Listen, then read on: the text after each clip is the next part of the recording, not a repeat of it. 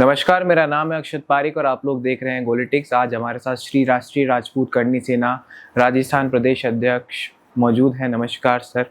नमस्कार sir. Sir, बहुत ही शानदार आपकी जर्नी रही है। हमने देखा स्टूडेंट पॉलिटिक्स से ही आप लगातार आंदोलन हो चाहे राष्ट्र सेवा के काम हो, लगातार जुड़े रहे हैं।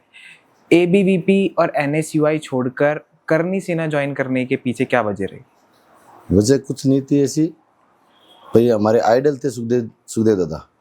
हम उनको देखते थे, उनकी सुनते थे कि वो समाज के लिए भाई अपना तन मन धन सब लगा रहे हैं। तो उनको देख के पहले यानी कॉलेज टाइम से एक जिज्ञासा थी कि जो भी प्रोटेस्ट होता था उसमें आगे से आगे जाके भाग लें, देखें उस प्रोटेस्ट में क्या हो रहा है। तो ऐसे ही सुखदेव दादा को देखते आए। सुखदेव दादा को देखते देखते सुखदेव दादा के साथ लग गए।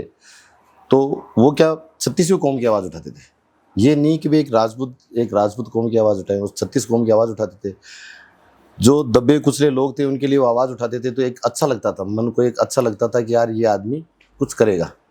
तो हम उनसे जुड़ गए, इसीलिए करनी सेना हम जुड़ गए। ऐसा कोई विशेष वो नहीं था कि भाई एबीवीपी एनएसयूआई से नहीं जुड़े, इसलिए करनी सेना से जुड़ गए।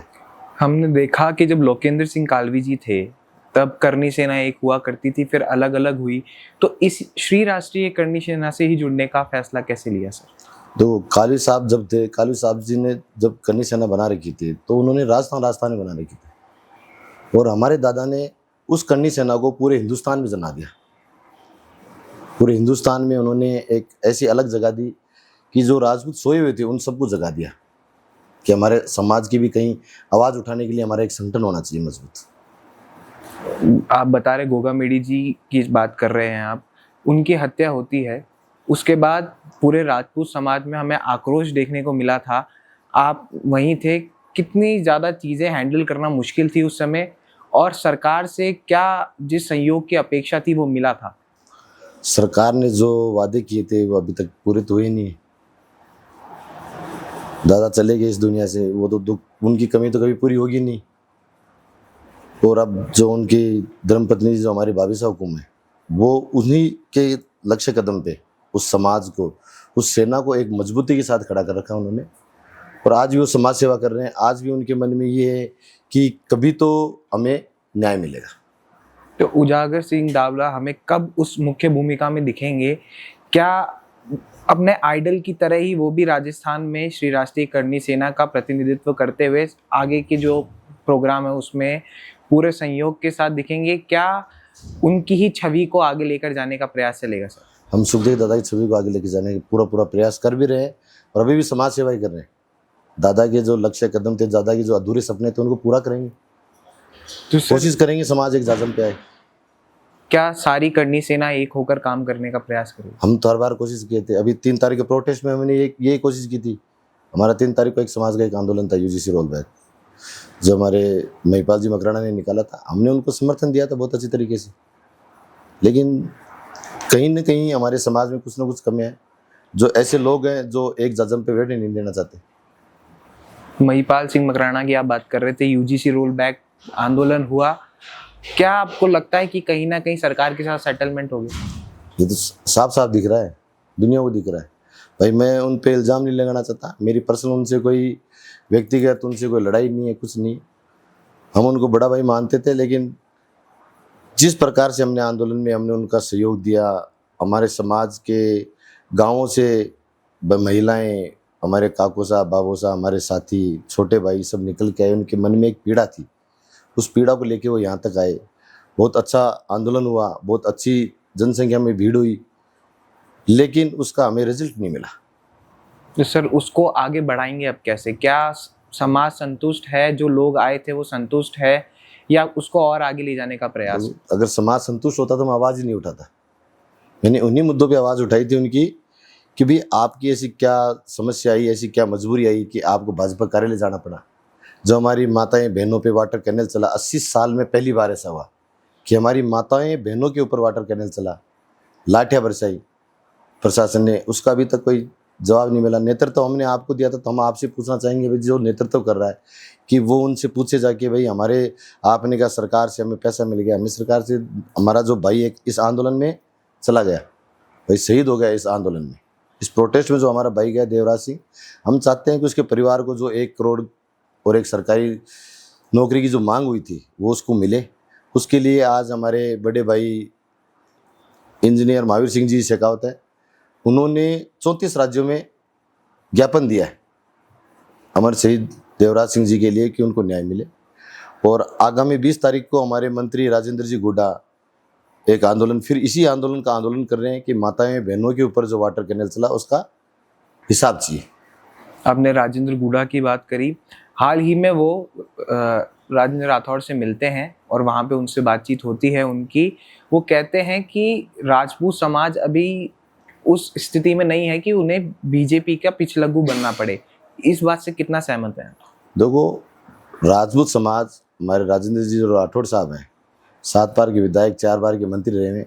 राजपूत समाज उन्हीं के पीछे वोट देता है, उनका एक चेहरा है, उस चेहरे के पीछे हम बीजेपी को वोट देते हैं कि हमारे समाज के उच्च नेता वहाँ बैठे हैं, उनका वो आके हमें निवेदन करते हैं तो हम उनके पीछे पीछे चले जाते हैं।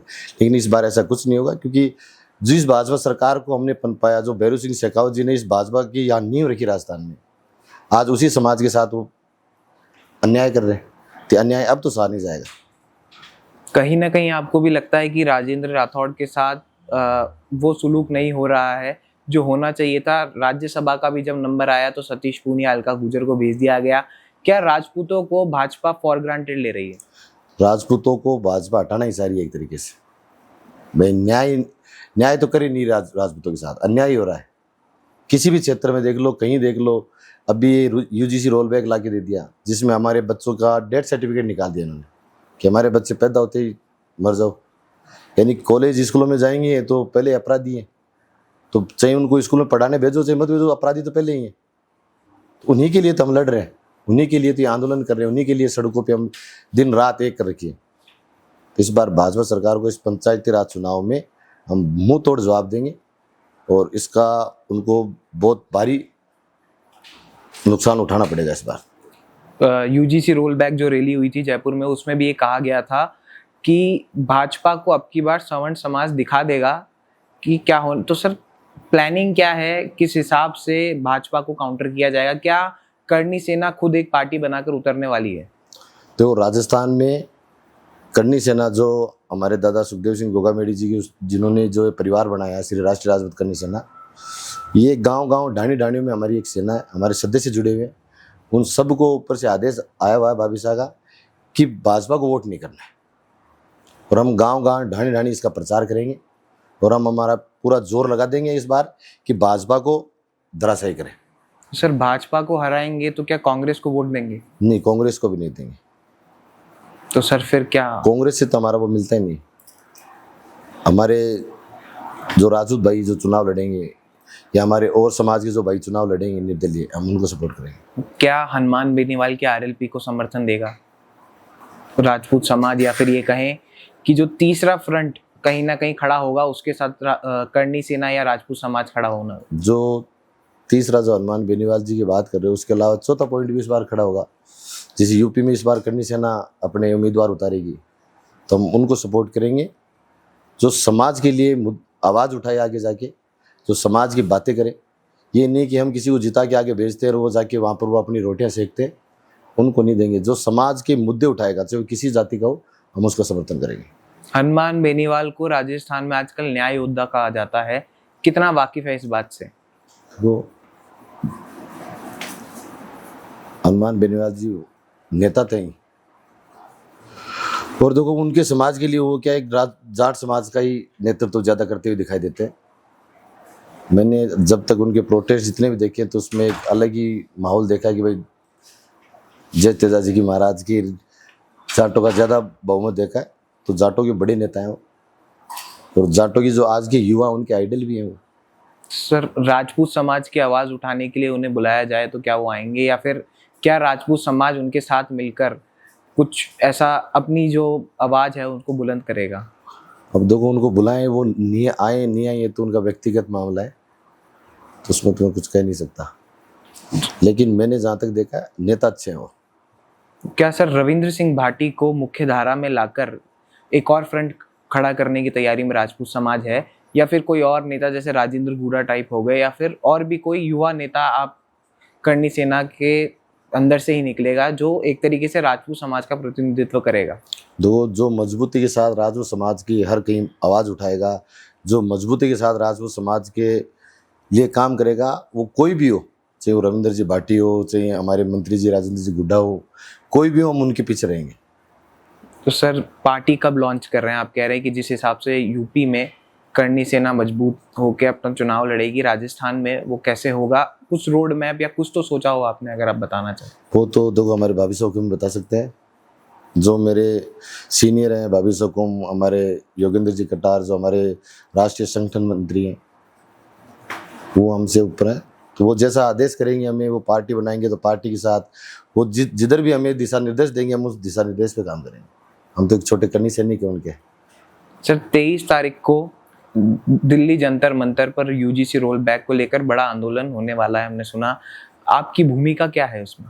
तो 23 को नहीं, 21 को भी हो रहा है वहाँ। हम 21 को भी हम हमारे जो भी हमारे भाई हैं, हमारे समाज के बंधु हैं, जो श्रवण समाज से जो आते हैं, उन सब से कहना चाहते हैं कि 21 को भी जाओ और 23 को भी जाओ। जो समाज का मुद्दा उठाएगा, चाहे वो कोई भी सेना हो, चाहे किसी भी, यानी श्रवण समाज का कोई भी व्यक्ति आवाज़ उठाएगा, हम उसके साथ खड़े, पूरी ताकत के साथ खड़े। सर जैसे कि आपने बताया कि Mahipal Makrana UGC roll back को लीड कर रहे थे, हमने देखा कि बहुत से ऐसे नेता जो दोनों ही पार्टियों में हैं, चाहे भाजपा हो चाहे कांग्रेस हो, बयान आए पर जुड़ा कोई नहीं। इसके पीछे क्या वजह मान?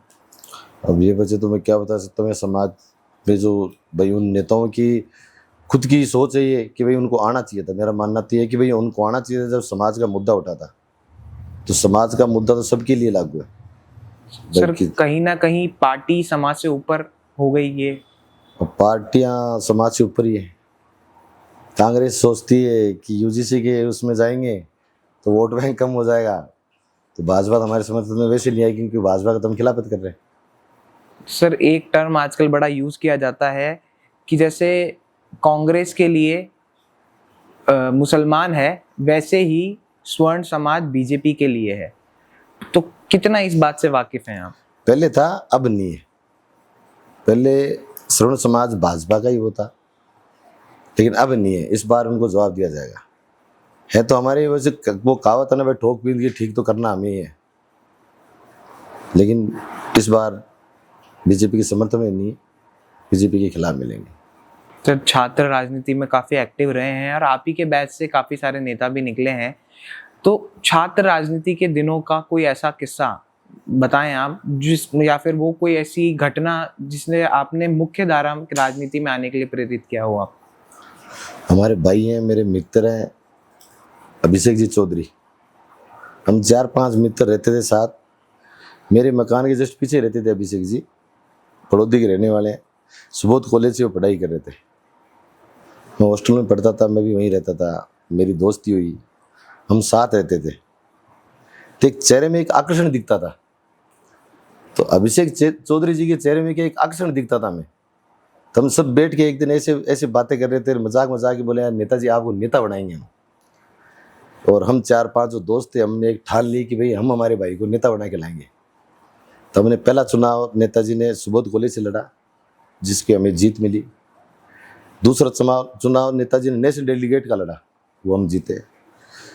तीसरा चुनाव यूनिवर्सिटी से लड़ा, जो निर्दलीय लड़ा, हमारी टिकट काट दी गई थी। हम निर्दलीय चुनाव लड़े और हम मात्र 200 या 250 वोटों से मार गए। चौथा चुनाव नेताजी ने प्रदेश अध्यक्ष का लड़ा, जिसमें उन्हीं की पार्टी ने गड़बड़ करके उनको हरा दिया, लेकिन उन्होंने हार नहीं मानने दी, ना हमने मानने दी ना उन्होंने हार मानी। और 5 चुनाव आपके सामने उन्होंने लड़ा, फिर वो प्रदेश अध्यक्ष रहे। फिर उन्होंने विधायक का चुनाव लड़ा, विधायक के चुनाव में उन्होंने बहुत अच्छा संघर्ष किया। कुछ टाइम पहले उनको टिकट मिली थी। तो नेताजी का एक उपनाम है, बहुत कम लोगों को पता है, हुकुम। हमारे दोस्तों का दिया हुआ नाम है, हम उनको हुकुम के नाम से ये मान लो संबोधित करते हैं। और मेरे तो बहुत अच्छे मित्र हैं। किसी दिन ऐसी कोई आती है तो मैं पहले मेरे भाई को चुनूंगा, किसी पार्टी को नहीं। मैं इसी पे एक सवाल पूछना चाहूँगा। अभी झोटवाड़ा से वो खड़े हुए थे, आप बता रहे विधानसभा में टिकट मिला था उन्हें। सामने एक बड़े राजपूत कद्दावर नेता भी खड़े हुए थे, राज्यवर्धन सिंह राठौड़। तो उस समय कितना मुश्किल रहा था समाज और दोस्त के बीच में चुनाव करना? मैंने दोस्ती चुनी थी, क्योंकि बचपन का दोस्त था, मैंने दोस्ती चुनी थी। मुश्किल तो बहुत था, लेकिन हमने चुनाव बहुत मजबूती के साथ लड़ा था। वो चुनाव का रिजल्ट आप सबके सामने है। लेकिन अगर हमें समय थोड़ा और मिल जाता तो हम ये जीत का सेहरा पहन के जाते हैं। क्या वजह मानते हैं हार की? समय का, मान लो समय का अभाव था, अच्छा, कम समय मिला प्रचार कम का। समय मिला। हमने हाल ही में देखा कि रविंद्र सिंह भाटी दिया कुमारी से मिलते हैं, तो क्या रविंद्र सिंह भाटी जो एक निर्दलीय युवा राजपूत चेहरा जिसके पीछे समाज कहीं ना कहीं खड़ा होता है, वो क्या वापस भाजपा का दामन थामने वाला है? लगता तो नहीं है, लेकिन अब वो तो उनका खुद का अनुभव क्या कहता है। लेकिन वैसे उनको जाना नहीं चाहिए मेरे हिसाब से किसी पार्टी में। वो तो निर्दलीय इतने स्ट्रांग हैं कि हमारे युवाओं के आइडल हैं वो, तो उनको किसी पार्टी में नहीं जाना चाहिए। पार्टी तो खुद आएगी उनके पास। सर, रविंद्र सिंह भाटी जी से आपके टर्म्स कैसे हैं? मेरे अच्छे भाई हैं और अच्छे संबंध हैं। जो उनके सीनियर है वो मेरे बहुत अच्छे मित्र हैं। सर, अभी हमने देखा किस हिसाब से कहीं ना कहीं जो यूजीसी रोल बैक था उसको लेकर एक सेक्शन ऐसा था देश में जो कह रहा था कि करणी सेना सिर्फ एक समुदाय विशेष की बात करती है। उस पे क्या कहेंगे सर? रिजर्वेशन हटाना हो, चाहे उग्र आंदोलन करना हो, ये जो छवि करणी सेना की है, आपके हिसाब से सही है या गलत है? नहीं, करणी सेना की छवि खराब कर रखी है। तो करणी सेना ने आज तक जो भी आंदोलन किए शांतिपूर्वक किए हैं। उग्र तो तब होती है जब करणी सेना आंदोलन कर रही है शांतिपूर्वक, उन पे लाठीचार्ज होता है, वाटर कैनल होता है, तो उग्र तो होना ही पड़ेगा। अगर हमारी माताएं बहनों पे वाटर कैनल चलाओगे तो उग्र तो होंगे ही। और हम तो पहचाने भी इसी चीज़ से जाते हैं। जैसा आपने अभी बताया कि करणी सेना उग्र है, तो उग्र तो तब होती है जब वो हमारे साथ कुछ करेंगे, तो रिप्लाई तो करना ही पड़ेगा ना। कि हम तो उस समाज, क्षत्रिय समाज से आते हैं कि हमने 36 कौम को साथ लेके चले। हमारे महापुरुषों ने हमेशा इस देश के लिए लड़ाई लड़ी है, तो उसमें हर कौम थी साथ। वो ये तो कहते नहीं थे कि इसके लिए तो नहीं लड़ेंगे, इनके लिए लड़ेंगे, सबके लिए लड़ाई लड़ी है।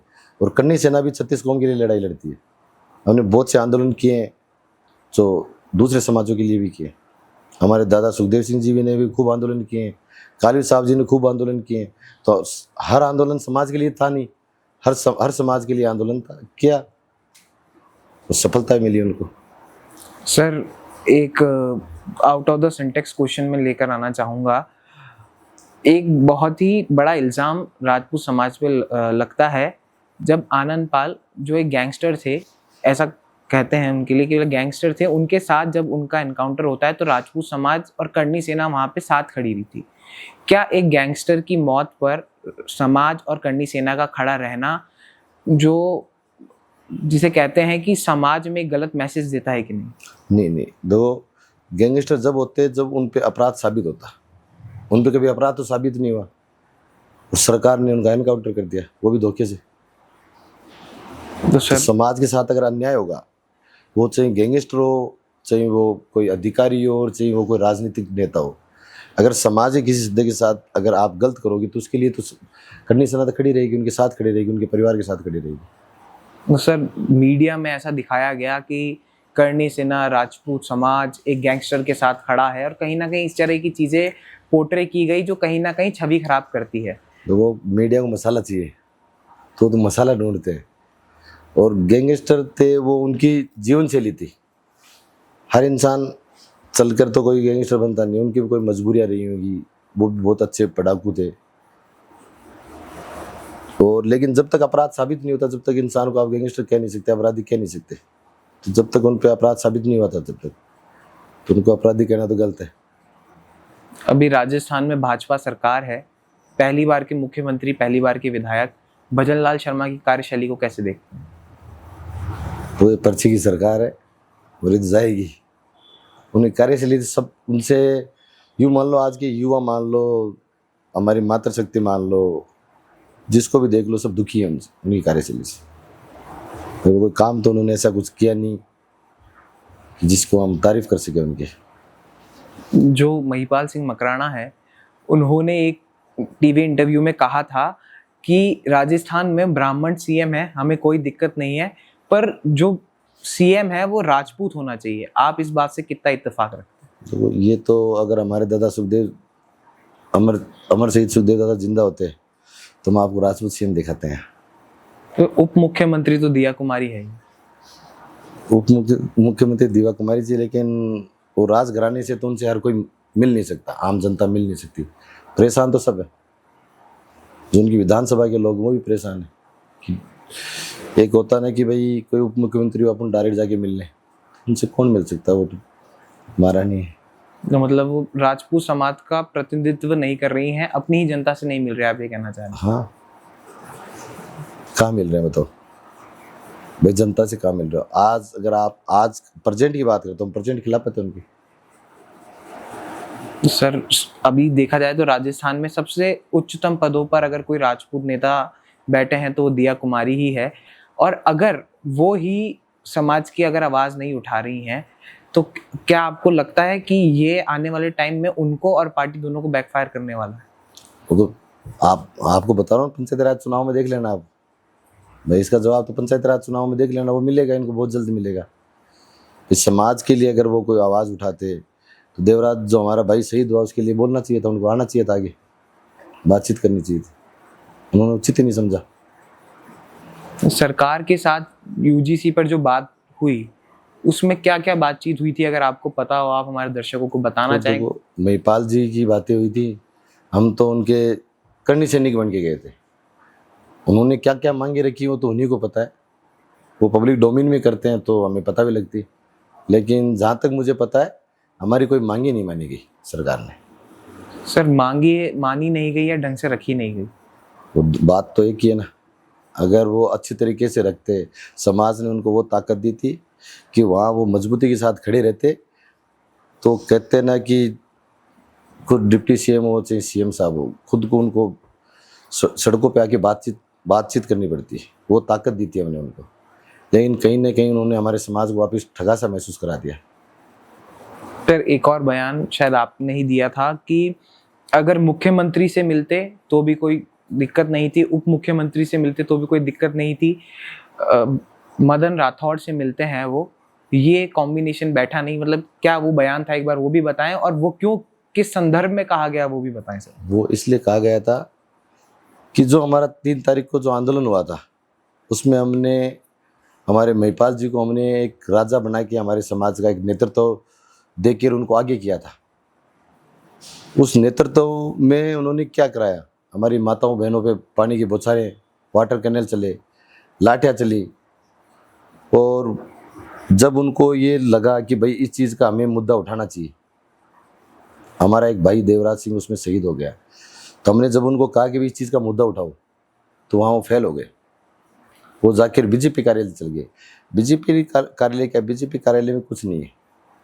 मदन राठौड़ जी किस चीज़ की आप वो गारंटी दे सकते हैं, मुझे बताओ, जिनकी खुद को टिकट नहीं मिली वो किस चीज़ की गारंटी दे देंगे आपको?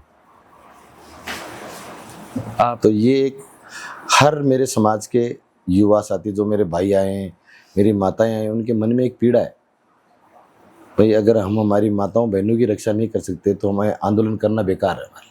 वो मैं मेरे ऊपर भी मानता हूँ और उनके ऊपर तो है ही है। सर मैंने महिपाल सिंह मकराना का भी एक पॉडकास्ट किया था, उन्होंने कहा था कि जो मदन राठौड़ हैं वो नकली राजपूत हैं, और ऐसे बहुत से बयान पब्लिक डोमेन में मिलते हैं, और जो राजेंद्र राठौड़ हैं वो उनके साथ रहा करते थे, इसलिए उनको प्रदेश अध्यक्ष बना दिया गया। इस तरीके के बयान महिपाल मकराना ने दिए थे, इस पे क्या कहेंगे?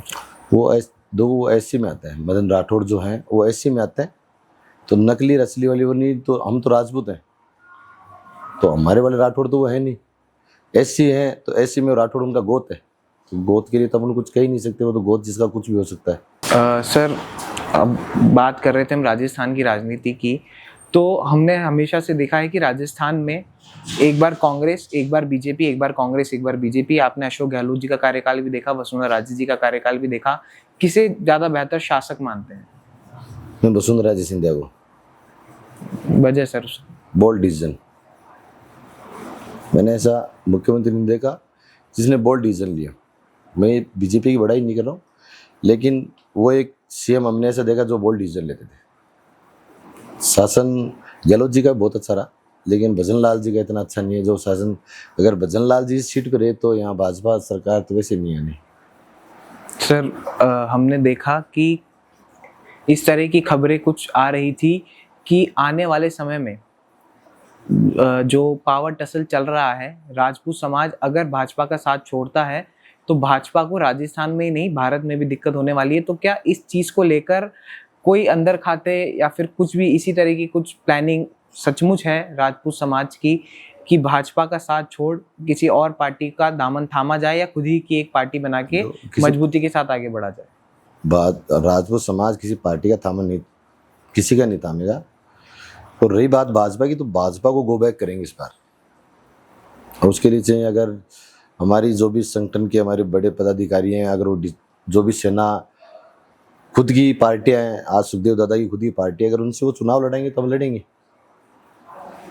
सर राजस्थान में ही अगर हम बात करें तो ये मांग उठती रही है कि भाई सवर्ण समाज को दबाया जा रहा है, पर हम देखें तो मुख्यमंत्री ब्राह्मण समाज से आता है, उप मुख्यमंत्री राजपूत समाज से आते हैं, तो फिर कहाँ पे जो ये डिफरेंसेस की बात है ये आती है? डिफरेंस की है, जैसे मान लो ये यूजीसी रोल बैक लेके आए, ये किन पे लागू होता है?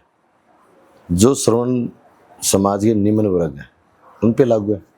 जो पैसे वाले हैं वो तो अपने बच्चों को विदेश पढ़ा लेंगे, क्या दिक्कत आ रही है उनको तो कोई दिक्कत नहीं इस कानून से। दिक्कत तो जो निम्न सामान्य वर्ग से एकदम ये मान लो जिनकी दुर्दशाएं नहीं है उनके ऊपर दिक्कत है। तो भाई इंडिया में बच्चों को किसको पढ़ाना? हमें पढ़ाना है। जो नेता मंत्री ये तो अपने कोई लंदन पढ़ा रहा है, कोई कहाँ पढ़ा रहा है, कोई अमेरिका पढ़ा रहा है, तो दिक्कत तो हमें है। तो हमारे लिए भला क्या क्या भाई? हमें दिखाने के लिए आपने ब्राह्मण सीएम बना दिया, डिप्टी राजपूत सीएम दे दी, सिर्फ दिखावे के लिए। काम तो फिर भी नहीं हो रहे। यूजीसी रोल बैक की मांग ना तो किसी ने करी, ना किसी एससी की समाज ने करी, ना किसी और ने। ये तो हमारे पर थोपा जा रहा है। कुछ दिन पहले मैं नाम तो नहीं लूँगा, एक उदाहरण भी आया था कि एक नेता की बच्ची को किसी ने ऑफर दिया, उसने मना कर दिया तो उसके ऊपर मुकदमा दर्ज हो गया। तो ये तो वो कानून है। इस कानून को तो कैसे लागू होने देंगे? हमारे बच्चों का भविष्य तो गर्त में गया ना। जो सर आपको लगता है कि वास्तविकता में क्या यूजीसी रोल बैक कर पाएगी सरकार और किस हिसाब का दबाव बना पाएंगे? क्योंकि हमने सीजेपी प्रोटेस्ट में देखा जब बड़े बड़े नेता इसके साथ जुड़ने लगे तो वो प्रोटेस्ट बड़ा हुआ। यूजीसी में कौन से ऐसे बड़े नेता हैं जो आपको लगता है कि साथ जुड़ेंगे या फिर जुड़ने चाहिए? देखो मैं तो ये कहता हूँ कि जो अगर राजपूत समाज से, सामान्य ब्राह्मण समाज से, बनिया समाज से जो आता है, वो नेता हो या मंत्री हो, तो उसको इस आंदोलन में आना चाहिए बच्चों के भविष्य के लिए। और इसको तो हम गो बैक करके रहेंगे। चाहे कोई नेता मंत्री कोई बड़ा चेहरा आता है तो ठीक है, नहीं आएगा तो आगामी समय में हम पूरा समाज हम जंतर मंतर पे एकत्रित होंगे वापस। अगर हमारी मांगे नहीं मानी गई तो फिर वो आपने कहा था ना कि करनी सेना उग्र सेना है, तो हम उग्र होके दिखाएंगे, लेकिन बात बनाएंगे इस बार। सर सीजेपी प्रोटेस्ट से भी बड़ा प्रोटेस्ट होगा ये? जरूर। वो तो कॉकरोचों के बच्चे हैं, हम राजपूतों के बच्चे हैं, कुछ बड़ाई करके दिखाएंगे। सर रिजर्वेशन आरक्षण को लेकर भी लगातार करनी सेना विरोध करती रही है कि जाति से नहीं आर्थिक आधार पर आरक्षण मिलना चाहिए। ये जो मामला है, क्या आपको लगता है इससे और समाजों में फूट वाला काम हो सकता है? नहीं, देखो किसी समाज में हम चाहते भी नहीं किसी समाज में फूट हो, लेकिन आरक्षण अगर वास्तविक में देखा जाए तो काबिलियत पर शिक्षा के आधार पर मिलना चाहिए। 30% वाला तो डॉक्टर है, 90% वाला आंदोलन कर रहा है, ये देखने को मिल रहा है। आज टीना डाबी है, आज हमारे उप मुख्यमंत्री प्रेमचंद जी बेरवा है। अगर इनके बच्चों को अगर आप आरक्षण दे रहे हो तो इनको कहाँ जरूरत है? जरूरत उनको है जिनके निम्न वर्ग से जो आते हैं, निम्न परिवार है जिनके, आरक्षण की जरूरत उनको है। वास्तव में जिनको आरक्षण की जरूरत उनको आरक्षण दो ना, हमें कहीं दिक्कत नहीं, हम खुद एग्री हैं इस चीज़ के लिए। लेकिन आरक्षण जिसको जरूरत है उनको दो। सर ईडब्ल्यूएस कोटा लेकर आया गया, पर उसको भी कहा गया, बहुत से नेता आप ही के समाज से या फिर के करनी सेना के बहुत से नेता कहते हैं कि झुंझुना पकड़ा दिया गया। क्या वास्तविकता में ईडब्ल्यूएस आरक्षण से वो लाभ मिला है जो मिलना चाहिए था? नहीं मिला। और ईडब्ल्यूएस ये जो 10% जो आरक्षण दिलाया था, ये भी हमारे दादा सुखदेव सिंह जी गोगामेडी जी ने बहुत बलिदान दिया इन्होंने खुद को। और भी कई संगठन थे जिन्होंने इसमें सहयोग किया, ये दिलाया, लेकिन इसको बढ़ाया जाए, 10% से बढ़ा के आगे किया जाए, हमारी मांग तो यही है। सर, हमने देखा कि भारत में एक सेक्शन है जो कहीं ना कहीं सवर्ण समाज पे ये आरोप लगाता आया है कि हमारा हक ले लिया गया। उनको कैसे समझाएंगे कि जो आरक्षण है वो आर्थिक आधार पे मिलना चाहिए, जो ये कहते हैं कि हमारे पूर्वजों के साथ गलत हुआ, और जो कहीं ना कहीं हमें किताबों में भी पढ़ाया जाता है। वो कहते हैं कि आज जब हमें हक मिल रहे हैं तो उससे उन लोगों को दिक्कत है जिन्होंने हम पे एक तरीके से उस समय अत्याचार किए थे, या फिर जो हमारे लिए उस समय पर चीज़ें जिनके लिए खराब करी थी। देखो, अत्याचार तो कभी किया ही नहीं समाज, राजपूत समाज ने किसी के ऊपर अत्याचार नहीं किया। और 565 रियासतें दे रखी है, अगर वो वापस मांग लेंगे तो आरक्षण खाने जाएगा। हमने तो वो रियासतें दे रखी है भारत को, अगर वो मांग ली तो क्या होगा, आरक्षण का मुद्दा ही खत्म हो जाएगा। और हम किसी का हक नहीं मांग रहे, हम तो हमारे समाज में जो दयनीय स्थिति में, हम उनके लिए ये चीज़ मांग रहे हैं कि उनके बच्चे पढ़े लिखे, जिनके 90% आते हैं फिर भी वो टॉपर में इंतजार करते हैं, और जिनके 40% है वो आरक्षण से सीधे डॉक्टर बन रहे हैं, इंजीनियर बन रहे हैं। और जब ये बड़े बड़े नेता जब ऑपरेशन कराने जाते हैं तो ये देखते हैं अग्रवाल, गुप्ता, सिंह, ये डॉक्टर क्यों ढूंढते हो, शर्मा, आप उन्हीं से कराओ ना इलाज अपने। जो 30 जिनको आरक्षण देके आपने डॉक्टर बनाया उनसे इलाज कराओ आपका, जब समझ में आएगा आपको। भाई जनरल वाले को जनरल वाले से कराने दो, ओबीसी को ओबीसी से, एससी को एससी से। सर, ये लगातार फिर भी एक समाज ये कहा है कि जो स्वर्ण समाज है उन्हें उनकी आवाज़ को दबाने का प्रयास किया गया। जो भी भाई SC ST OBC में आते हैं, स्वर्ण समाज ने उनके हकों को मारा इतने सालों तक। तो ये जो आरोप लगे हैं उन्हें कैसे जस्टिफाई किया जाए? देखो, ये तो बच्चों में क्या भ्रम फैलाया जा रहा है। जिस समाज ने मुगलों से 500 साल तक लड़ाई लड़ी है, वो समाज कौन था? राजपूत समाज लड़ रहा था लड़ाई। आज अब देख, आपको एक छोटा सा उदाहरण देता हूँ। आज जैसे हमारे देश के प्रधानमंत्री नरेंद्र मोदी जी, उनकी सुरक्षा में कौन है? उनकी सुरक्षा में उनको राजपूत चाहिए। हमारे महाराणा प्रताप जी हैं, इन्होंने कितने युद्ध लड़े, इन्होंने घास की रोटियां तक खाई, और इनको हमारी जो सरकार, इन्हें 2 पन्नों में सुलटा दिया। इनका इतिहास क्या ऐसा था क्या 2 पन्नों में फ्री कर दो? तो हमने किसी के साथ कोई हमने दुर्व्यवहार नहीं किया कि इस राजपूत समाज ने, ये क्षत्रिय कुल में जिसने जन्म लिया है वो किसी के साथ दुर्व्यवहार नहीं कर सकता। उसने तो सबको समानता का व्यवहार दिया है।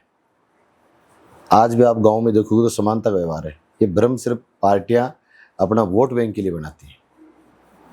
जैसे मोदी जी ने कहा था पहले मुसलमान खतरे में, फिर अल्पसंख्यक खतरे में, फिर हिंदू खतरे में, फिर राजपूत खतरे में, तो सभी खतरे में आ गए। तो भाजपा ला रही है खतरों में सबको, क्या आपके साथ ऐसे कर दिया, आपके साथ ऐसा कर दिया। आज तक मैंने तो सुना नहीं, ना मैंने ऐसा कोई इतिहास पढ़ा कि उस राजा ने ऐसा कर दिया, या आपने पढ़ा हो तो आप बता दो। एक युवा नेता, छात्र नेता ही हैं, मनोज मीणा, उन्होंने कहा था कि जो मीणा समाज का इतिहास है उसे दबाया गया। उनके समाज से एक नायक आते हैं बूंदा मीणा, जो कहीं ना कहीं उनके बहुत ज़्यादा योगदान था मुगलों के साथ लड़ाई में, और राजपूत समाज ने उस इतिहास को दबाने का प्रयास किया। नहीं, राजपूतों ने तो किसी के इतिहास नहीं दबाया। इतिहास तो आपको पता हमेशा राजपूतों का रहा है। मैंने तो ऐसा कुछ सुना नहीं, ना मैंने ऐसी कोई किताबों में पढ़ा। अब उनको कुछ ज़्यादा ही नॉलेज है अपने समाज की, तो उनकी तो क्या बुद्धि फिरी हुई है। मैंने उनके कई बार देखे, वो बहुत टूक चूक बोलते, तो उनकी तो क्या बुद्धि फिर गई, तो उसका इलाज तो हमारे पास है नहीं। उनका एक बयान भी था कि क्या राजपूतों को अब उधार का बाप बनाने की नौबत आ गई। इस तरह के कुछ विवादित बयान उन्होंने दिए थे। बताया ना, जिनकी बुद्धि फिर जाती है वो ऐसी बातें बोलने लग जाते हैं। हम बात कर रहे थे राजस्थान में ही, हम एक सेक्शन देखते हैं, मतलब अगर हम देखें तो नागौर साइड एक मजबूत जाट बेल्ट, नागौर, चोरू, झुंझुनू में, वहाँ पर एक पावर टसल देखने को मिलता है राजपूतों में और जाटों में। क्या वास्तविकता में ऐसा है? नागौर, झुंझुनू इधर। ये शेखावाटी जो बेल्ट जिसे कहा जाता है। शेखावाटी में तो देखो भाईचारा है, राजपूत और जाटों में भाईचारा है, क्योंकि मैं भी शेखावाटी से आता हूँ। तो हमारे उधर तो ऐसा कुछ है नहीं। ये जो जातिवाद की जो राजनीति चल रही है, ये यहाँ की यूनिवर्सिटी से चल रही है। जो राजस्थान विश्वविद्यालय यहाँ से निकली, गांव में ऐसा कुछ नहीं है। सिर्फ आपको जयपुर शहर में मिलेगा, और गांव में ऐसे जातिवाद वाला ऐसा कोई सीन ही नहीं है कि भाई जाट राजपूत, ऐसा कुछ नहीं है।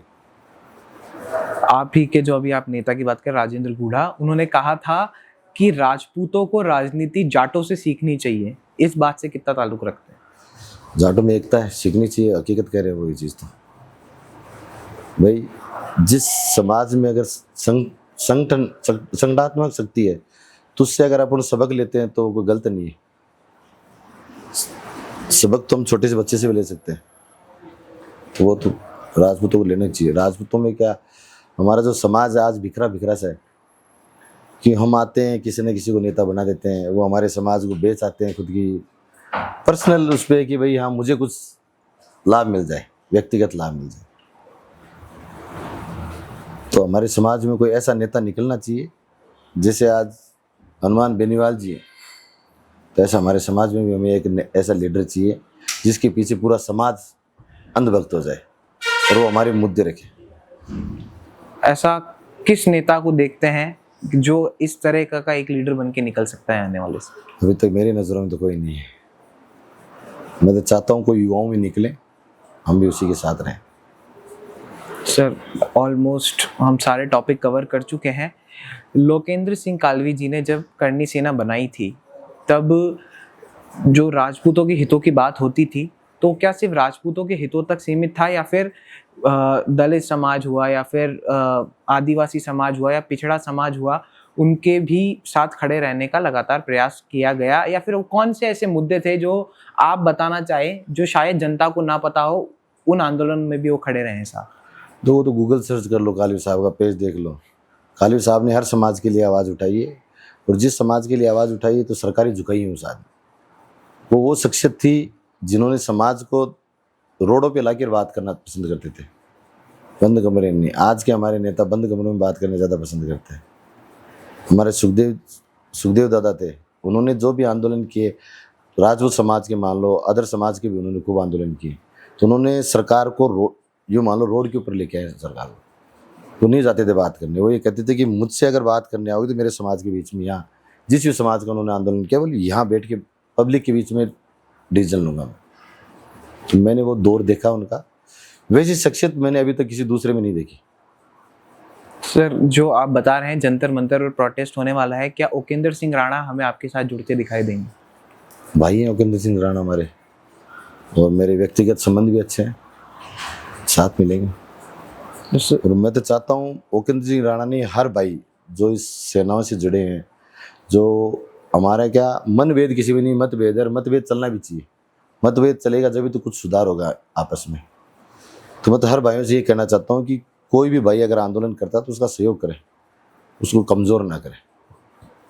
कमज़ोर आप अपने समाज को ही कर रहे हो, उनको नहीं। और अगर आप उनसे कोई क्वेश्चन कर रहे हो तो आपका हक है। आज अगर मैं आंदोलन कर रहा हूँ, अगर मैंने कुछ गलती की तो मुझसे क्वेश्चन करने का समाज का हक है, क्यों नहीं है? पूछना भी चाहिए। पूछोगे जब आगे पता चलेगा क्या रणनीति है क्या नहीं। क्या सर यूजीसी रोल बैक इसलिए बड़ा नहीं हो पाया क्योंकि अंदर खाते घुट जो थे वो बटे हुए थे, सामने सब एक दिख रहे थे? सामने एक नहीं, हमने नेता गलत चुन लिया था। हमने जो लीडरशिप जिसको दी, हमने गलत हाथों में लीडरशिप दे दी, कमज़ोर हाथों में दे दिया। अगर वो लीडरशिप मजबूत हाथों में होती तो यूजीसी रोल बैक तो करवा के तो मानेंगे। उस दिन आपको जयपुर में बहुत अच्छा माहौल दिखता, जो आज लोगों के मन में जो पीड़ा है वो पीड़ा ही नहीं होती। आज एक उजागर सिंह को ये सवाल उठाने की जरूरत नहीं पड़ती। सर, ऑलमोस्ट हम अपने पॉडकास्ट के आखिरी पड़ाव पर हैं। मैं कुछ नेताओं के नाम लूँगा, आप उन पे क्या विचार रखते हैं बताइएगा। सबसे पहले पूर्व मुख्यमंत्री अशोक गहलोत। अच्छे नेता हैं, अच्छे लीडर करते हैं, अच्छे। कांग्रेस के जो नेता हैं सचिन पायलट जी भी अच्छे नेता हैं, गुजरों के बड़े नेता हैं, और युवाओं को आगे बढ़ाने का काम करते हैं। जो अभी कांग्रेस के प्रदेश अध्यक्ष राजस्थान में गोविंद सिंह डोटासरा, वो भी अच्छे नेता हैं। यूनिवर्सिटी में आप थे जब वो शिक्षा मंत्री थे, तो पेपर लीक की घटनाएं राजस्थान में काफ़ी ज़्यादा देखने को मिली थी। आप भी पेपर लीक के विरोध में काफ़ी ज़्यादा दिखे थे, तो अभी आप कह रहे हैं अच्छे नेता, मतलब सर ये अच्छे नेता हैं, जाट जाट समाज के अच्छे नेता हैं, वो प्रतिपक्ष के अच्छे नेता हैं। अभी जैसे धर्मेंद्र जी प्रधान का इस्तीफा लिया, जब तो वो बढ़ चढ़ के इस्तीफा मांग रहे थे, जब उनकी बात आई थी तो उन्होंने ये कहा था कि शिक्षा मंत्री थोड़ी पेपर लीक करता है। तो नेता तो अच्छे ही है ना, अपनी बात को तुरंत घुमा देते हैं। जो नेता प्रतिपक्ष हैं राजस्थान के, टीकाराम जूली, टीकाराम जूली जी अच्छे नेता है, वसुंधरा राजे, बोल्ड नेता मानता हूँ उनको। सर उनके कौन से डिसीजन सबसे ज़्यादा प्रभावित करते हैं? वो तो हर डिसीजन ही बोल्ड लेते हैं। नेता ऐसा ही होना चाहिए जो ज़्यादा सोचे नहीं, तुरंत डिसीजन ले। बोल्ड डिसीजन लेने वाली पहली ने सीएम थे। कहीं ना कहीं उन्हें भाजपा से साइडलाइन किया गया। वो तो दिख ही रहा है। मुख्यमंत्री भजनलाल शर्मा, कठपुतली है, ऊपर से कठपुतली है। तो उप मुख्यमंत्री दिया कुमारी जी राजघराने से हैं, ऋषि अच्छी कर लेते हैं। रविंद्र सिंह भाटी, युवा नेता है, जोशीले युवाओं का स्टार प्रचारक है मान लो। आरएलपी सुप्रीमो हनुमान बेनीवाल, जाटों के अच्छे नेता हैं, तो अच्छे लीडर हैं। तीसरा फ्रंट बना पाएंगे राजस्थान में? जल्द बनेगा। और सर वो जो मुख्यमंत्री बनने की बात करते हैं हम, क्या आप हनुमान बेनीवाल मुख्यमंत्री बन सकते हैं 28 में? वो तो मैं नहीं बता सकता, वो तो जनता के ऊपर है, जनता किसको चुनती है। किरोड़ी लाल मीणा भी अच्छे नेता हैं, बहुत संघर्षशील नेता हैं, बहुत संघर्ष कर रहे हैं। कभी कभी भाजपा दरकिनार कर ही देती है उनको भी। प्रताप सिंह खाचरियावास, सबसे कांग्रेस में अगर देखा जाए तो सबसे अच्छे नेता हैं, जो कभी कभी समाज के मुद्दों पे भी बेखौफ बोलते हैं। जब वो ये नहीं देखते कि वो उनकी खुद की सरकार हो चाहे विपक्ष में, समाज की बातें वो अच्छी तरीके से बोलते हैं। अपने क्या नाम है, प्रधानमंत्री नरेंद्र मोदी जी तो इस बार लुटिया लुट रही है उनकी। अमित शाह, ज्ञानी नेता है वो अंबानी अडानी दो को ही आगे बढ़ाएंगे। वो नेता प्रतिपक्ष जो हैं राहुल गांधी, अगर देखा जाए तो शिक्षा के उससे हिसाब से देखा जाए तो शिक्षित नेता राहुल गांधी अच्छे हैं, लेकिन भाजपा उनको आगे आने नहीं दे रही। महिपाल सिंह मकराना,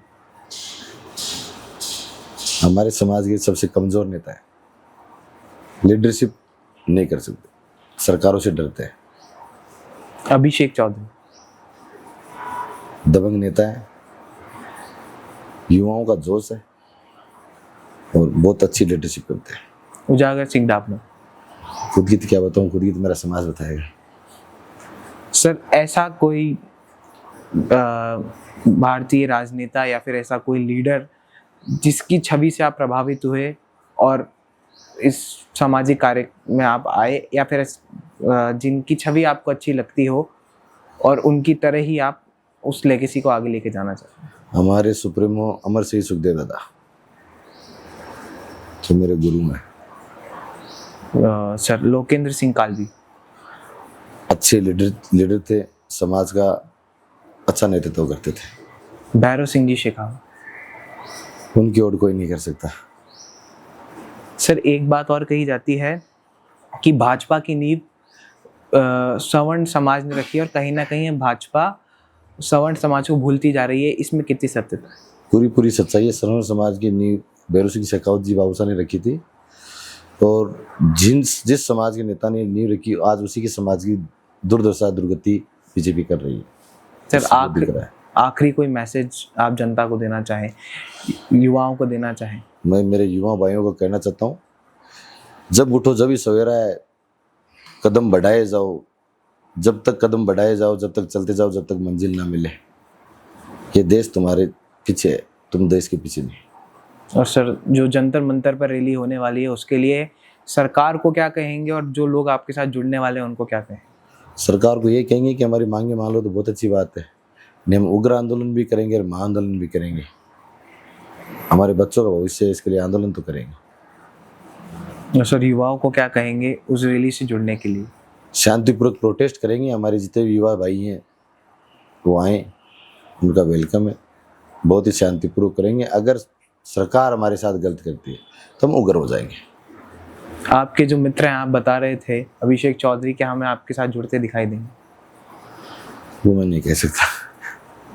चलिए सर, बहुत बहुत धन्यवाद।